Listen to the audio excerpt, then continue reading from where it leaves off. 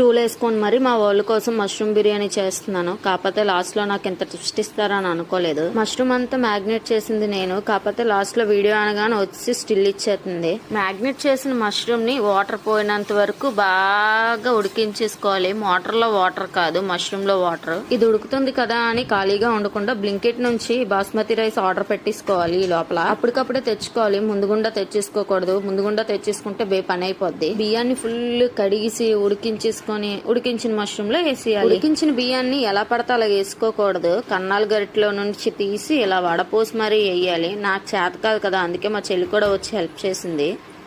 ఎలాగో ఒకలా అయితే ఇద్దరం కలిపి సాధించేసాము. లాస్ట్కి అయితే దమ్ పెట్టేసాము.